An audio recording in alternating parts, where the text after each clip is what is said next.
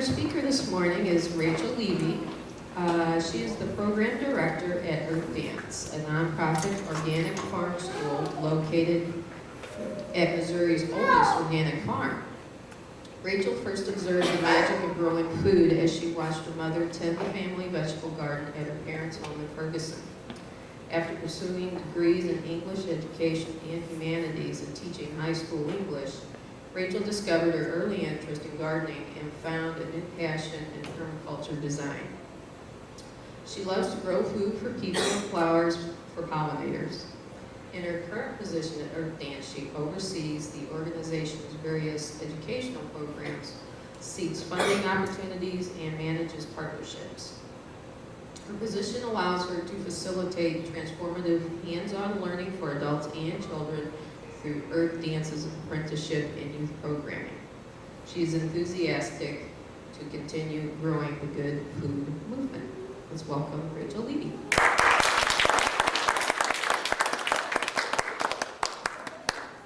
Hi everyone, thank you guys for inviting me to participate in your service today. My bio feels so formal for this setting. Just a little bit more personally about me. I'm native to this area from Ferguson, which is where I work now with EarthDance, and I do have a connection to the Ethical Society. I worked for a year at the St. Louis Ethical Society in Brentwood as a member of their study school, like the daycare team, and I really enjoyed it, and I have a tremendous respect for what Ethical Society does. I feel like it's really fitting that I should get to be here with you guys on Easter, which is, of course, like a nod that our present-day culture makes to the ancient pagan roots of these festivities, these spring festivities. Oestra was the goddess of earthly fertility that we're now sort of remembering as Easter. So I feel like on behalf of EarthDance, the farm where I work, we're really representing the Earth's processes, the Earth's fertility to the community because those things are threatened by our food system. The ethical dimensions of our food system are vast and tremendously concerning. I bet that you guys are familiar with some of the issues that I might talk about. I don't want to take a lot of your time. I heard that this is about a 20 to 30 minute thing, and I want to allow time for questions, so I'm not going to delve deeply into them. But some of the things that I would say I feel the most concern about are the tremendous pesticide and herbicide load that most of our farmland is under. These are chemicals that are the direct legacy of World War II. They were the excess bomb-making equipment, the chemicals that went into creating explosives that could then, they found out, be repurposed as fertilizer and as chemical poisons to kill off agricultural pests. We are literally eating the legacy of warfare when we eat from the industrial food system. Organic farming has a very old and proven track record. The agricultural cultures of Asia maintained productive farming systems for 4,000 years before the advent of chemical agriculture. Human beings actually really know how to produce food without these chemicals. We get a lot of propaganda about how industrial farming is needed to feed a growing population, and I would say, look at the source. The folks who are telling us this over and over again are often the people making the biggest profits off of our modern food system that is causing ecosystem shutdown in many ways. Have you guys heard about what's happening to the pollinators? Is anyone familiar with what's happening to the bees? Like colony collapse disorder, beekeepers losing 70% of their bees. The monarch migration way down because we're taking away the habitat and food from these creatures through industrial farming systems. Concentrated animal feeding operations, another big concern where we're taking animals away from their natural habitat of grazing on pasture and bringing them all into a enclosed system where they have no access to the outdoors, and they are fed food that actually contains antibiotics. Imagine if you were eating antibiotics all the time, what that would do to your gut bacteria, your friendly bacteria. These animals are subjected to this diet all the time, corn instead of grass. And I mean, just imagine not being outside at all, ever, and what effect that would have on our human health. And then when we eat the animals that are produced through these systems, those chemicals, those antibiotics are persistent. They are showing up in our systems.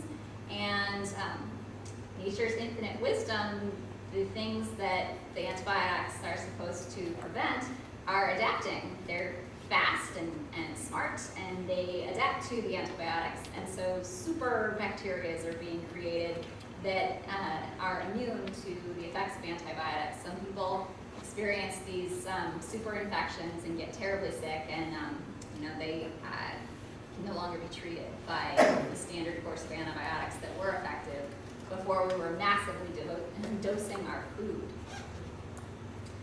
So, a few of the concerns that I have about eating from the industrial food chain, and why I am involved with EarthDance. We're a small organic teaching farm in Ferguson.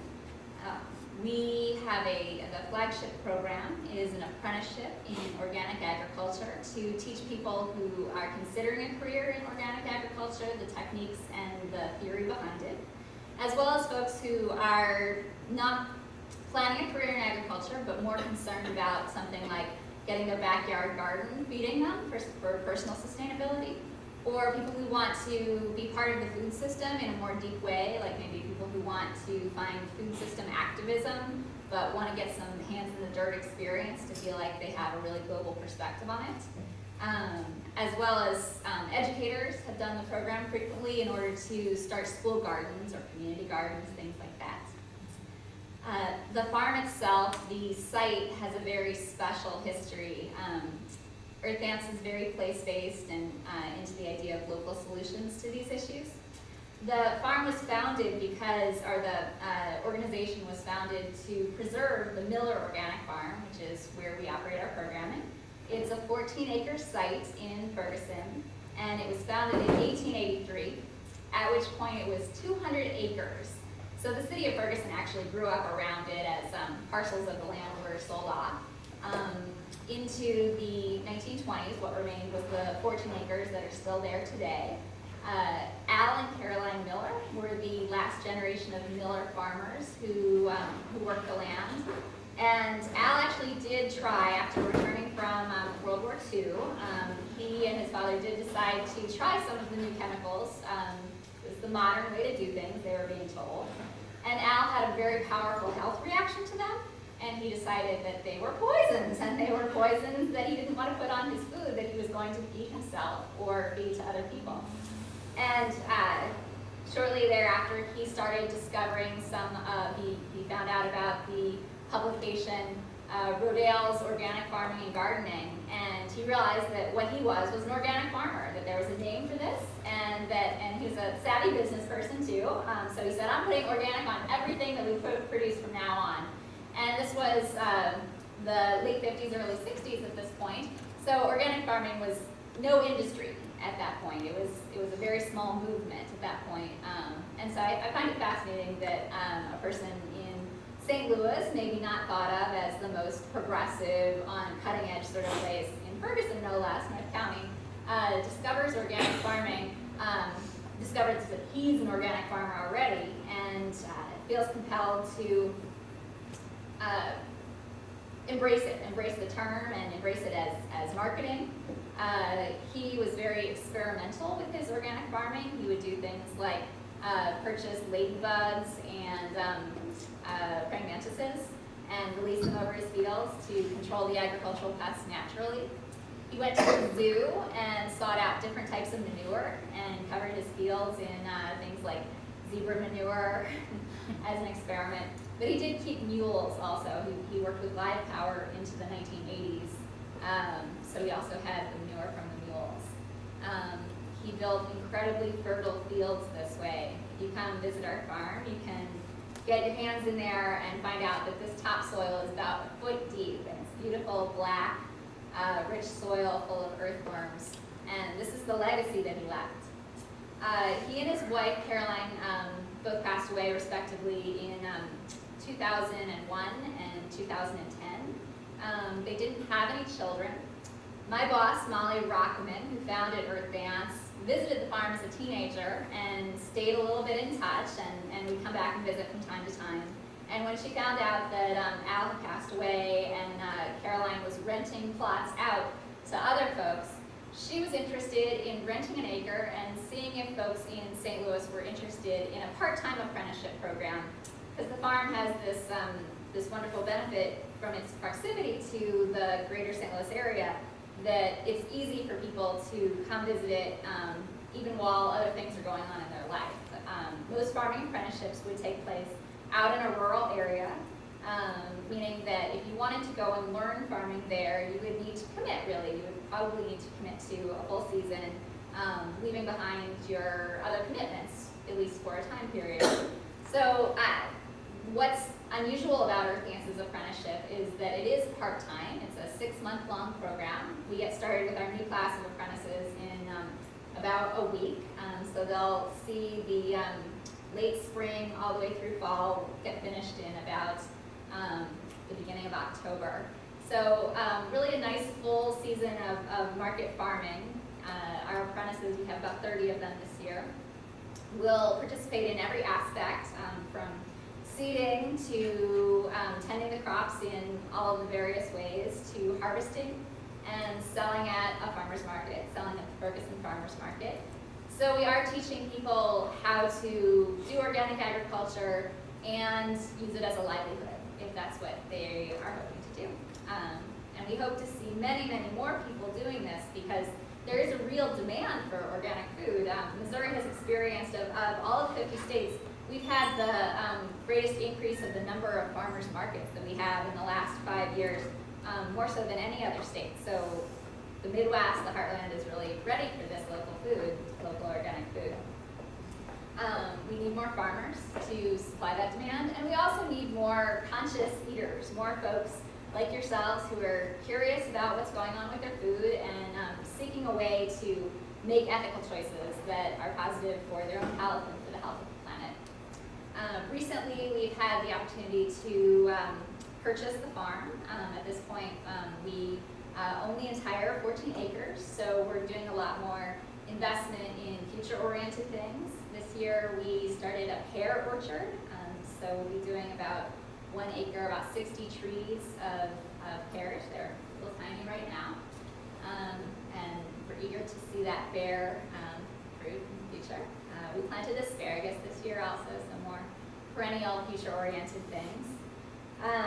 We also offer tours. We're very open to the public. We seek to do events that would interest folks who are not just planning a career in agriculture, but also people who have a more casual interest in being connected to the source of their food. We do an event called weed dating a couple of times a year, where folks can meet across a bed, sort of a casual situation of pulling some weeds. We have offered a few different types of youth programs, and we're still kind of experimenting to figure out what's the best fit for the organization. We did a summer camp a couple of years in a row, partnering with the Ferguson Florissant School District.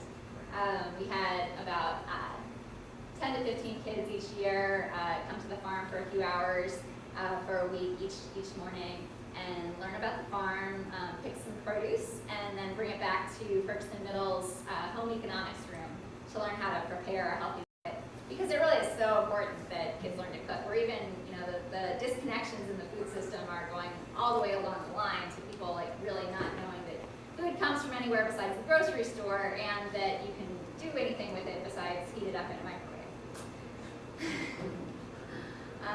So the consciousness of eaters and how we are using our food is really important as well in terms of solving the health crises that we're seeing in our society, diet related. At this point this year, we're really excited to premiere a new program of bringing youth to the farm for jobs. We are in kind of a immediate neighborhood around us is mixed income, but predominantly lower income. And what we decided was that youth in our neighborhood probably need jobs more than they need account opportunity that they would potentially have to pay for. So we will be offering the opportunity for 4 teenagers this year to get jobs on the farm and learn a skill at the same time as they're learning sort of all of the basics that you learn with any job. Show up on time and do your best and work hard. But we hope it'll be a really positive thing for some of these kids. So that is pretty much EarthDance in a nutshell. So I'd like to take any questions that you guys have. I have a comment, question. Yeah. First of all, like maybe a week or 2 ago, I heard that the FFA students, you know, the ones who do agriculture. Yeah, like 4-H. Yeah. Future farmers of America. Yeah, that they are increasingly more interested in organic farming, which I thought was really good. I was wondering, we have we have a couple of horses, we have a lot of horse manure, and it's been piling up, and we haven't done just a whole lot with it, and I was wondering, they do get dewormed, so there is a pesticide that goes into their bodies, okay? Mm-hmm. So I was wondering, would it be safe to use that on the garden or not? Yeah. The testing that it's not even actually an organic standard that the manure that you use has to be from organically raised animals. Okay.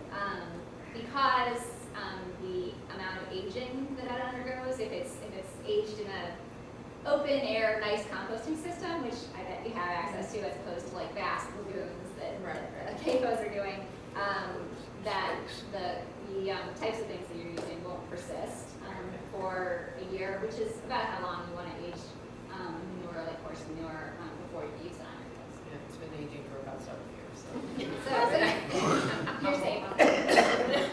Yeah, it'll be good manure. It'll be good for you. I've been reading a couple of articles recently about one of the problems with getting people to eat more organic, healthy, vegetables really instead of chicken McNuggets, is that for a lot of people they're no longer familiar with those food items, and so they don't prefer them as choices. Mm-hmm. I recently read a study about an urban food desert, which if you're not familiar with that term, it's like people who live in the city where there's plenty of food around, but there's no like fresh produce at all, or their access is very limited. And there have been some experiments with bringing those kind of produce in, like food pantries and things like that, and people, even when they're free and right there for people to choose, they don't take them because it's not what they've eaten their whole life, they're not accustomed to it, or they don't like it. So at EarthDance, do you guys have any thoughts, or is there any sort of like community outreach to teach people about, food that really everyone should know? Like everyone should have eaten meat in their life, but a lot of people haven't. So do you guys have any kind of involvement in getting people? Well, specifically here in St. Louis, I know about a great organization that we have a small partnership with. Operation Food Search does classes called Cooking Matters, and they do them in a variety of different settings, sometimes in schools, in retirement communities. They'll do like one-off cooking demonstrations at farmers markets and other public events. But Cooking Matters is a 6-week-long course with weekly 2-hour meetings to teach people basic cooking skills, so knife skills, using different types of heat, cooking in your oven, boiling, steaming, poaching, etc. In order to give people these tools that they might be disconnected to, and also expose them to cooking with fresh food that they might not be familiar with. We've been fortunate that one of their representatives is happy to come to the farm and pick up when we have excess produce from a market where we didn't sell out, CSA shares that didn't get picked up. So that is one way that we've been able to be involved in that, but it's not our primary wheelhouse at this point. And Cooking Matters, Operation Food Search, they are doing a great job with that. So if you're interested in that sort of thing, I know that they take volunteers for that program. If sharing cooking skills is something that's an interest of yours, they'll help you connect with that. chapter of Slow Food has grants for things. Yeah. Is the one here just doing grants for farmers, or do they do any other education too? I don't think remember. that our chapter of Slow Food is just for farmers. Yeah. It's just doing grants for the, I don't know if you have to be a commercial farmer. They're biodiversity grants. They want the foods to get into the marketplace, but it is possible that you could be like a school, that, you know, like a school garden that's going to sell to your faculty or something like that to get one of their grants. And we did have a speaker from, was it Gateway Green? There was a guy who talked about some of the school programs with gardens in St. Louis too. that- Yeah, Gateway Greening is another good complimentary organization. Yeah, I accidentally caught an early episode of Jamie Oliver's first season. He had 2 seasons about going into communities that could have been food deserts, depending on your definition. He started with what the CDC ranked as the highest obesity and diabetic rate in the country, and I think it was Virginia or something. And he went into the schools and did a program, and then he also, the next season was him going out to the Los Angeles Consolidated Public School District. And I remember one episode, he was in a classroom holding up whole fruits and vegetables, tomatoes, potatoes, whatever, and saying, do you know what this is? And the kids, like 6 years old, didn't know what any of them were. And as he held a potato, and I think one kid called it a tomato, and he said, do you all eat French fries? And they said, yes. He said, this is what it comes from. And, you know, they just didn't know. And 6 is pretty young, but still, I don't know. It just, I don't know. I'm not a parent, so I don't know. But it was, in a way, you're laughing because it doesn't seem real, but it is real, and it is horrible, not funny. And I just wish that show had just kept going on instead of 2 seasons. Are you guys connected to the garden here? I saw Extension is in front. You guys ever do anything with them? We enjoy it. We love it. Well, I don't know how they work. I mean, they might be, you know, like doing something where they're trying to keep it, you know, like all of the labor in-house. But if you had the opportunity to get out there and participate in some of the growing, it's really like a sneaky little life changer to start doing just a little bit of gardening, because it starts to really get inside you. It starts to wake up a lot of curiosity about, where's my other food that isn't this, you know, like one herb that I grew in a pot on my windowsill come from? It's sort of it's like a gateway drug. I'd say that growing little something will encourage you to grow more. And it's just really nice that you guys have this right outside your community here. So I would just second that. I work in a health food store, and even adults in St. Peter's don't know how to prepare healthy food. They don't know how to cook beans. They don't know what to do with their produce. And I'm always trying to talk to people about eating healthy. I think it's awesome that you're doing the getting schools in and taking it back to their home ec class, so it can be directly tied to their program over there. And the teenagers, and getting young people, hard work, good work, and getting to know what that is. And I'm interested, what does it take on your end to oversee those teenagers, to get the schools in? How many full-time people do you have working there, year-round people? I know you said you have 30 interns, but how many people run the program? How did you get involved? Yeah. Well, right now we have 6 folks full-time on staff. For overseeing the teenagers who will be working on our kids crew this year, we will be hiring a seasonal person, actually someone who did the apprenticeship program and already works with teenagers in the neighborhood. So we know he's already kind of perfectly primed for it. How did I get involved? I had sort of a twisting road to it. As I mentioned in my bio, my first interest in growing food came from the fact that my mom did it, and I remember tomatoes from when I was like shorter than the tomato plants. But I thought I wanted to teach high school English, and that was what I got my that was what I did my undergrad education for. And I spent a little bit of time in our public school, and I had just a negative experience with it. I would say it felt like a really regimented environment right now, where real relationships, authentic relationships between teachers and students were really discouraged, and it felt like it was very much about the high stakes testing. And I didn't enjoy it, and I didn't feel like I could make my best impact that way. So I tried a few other things, and I did some other education. Meanwhile, gardening was kind of a hobby, and eventually it led me back to EarthDance because the fact that I had an education background and understood how to do the behind-the-scenes things that need to happen for education to work went along well with doing the administrative aspects of running a farming education program. And in the process, I've gotten to meet so many amazing farmers and learn so much more about what it takes to go from make a transition from gardener to farmer. And I know I wouldn't be there right now. I enjoy playing a supporting role to farmers, and I don't know, sometimes, I think that everybody gets attracted to EarthDance, has like some kind of farmer dreams in the back of their head, but I really recognize what a challenging lifestyle it is, and I have so much respect for people who do it now, having seen it up close. Did that answer your question? Can we hold the questions until after the session? And thank you very much. That was wonderful. I'm sure there's some other people who would like to talk to you. Sure, I can stick around for a few minutes. Okay. Yeah, thank you so much for having me. Thank you.